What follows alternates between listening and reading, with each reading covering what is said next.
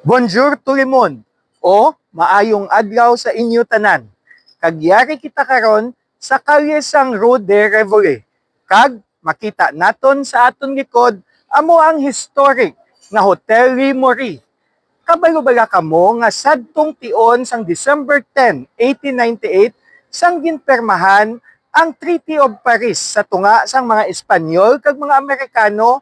Ining Hotel Rimori nangin official residence sang delegado sang mga Amerikano nga ginapangunahan ni Peace Commissioner William R. Day.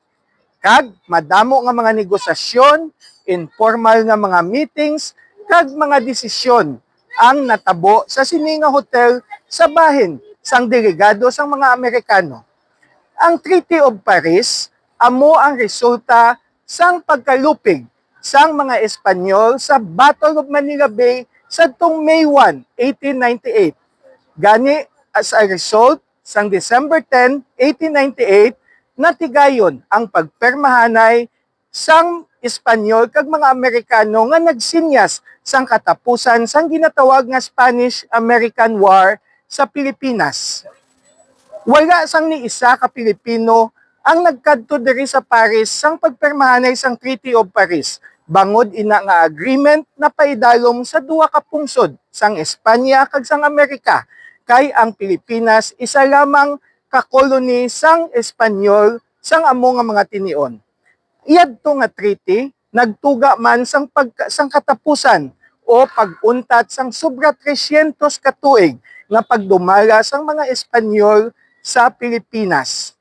Gani adto nga Treaty of Paris masyado ka importante man para sa maragtas sang Pilipinas. Ang mga Amerikano sang sila na nag-take over, madamo nga mga Pilipino ang nag-resist sa ila kag nagpadayon ang ginatawag naman nga Philippine-American War kutob sadtong 1898 hasta 1902.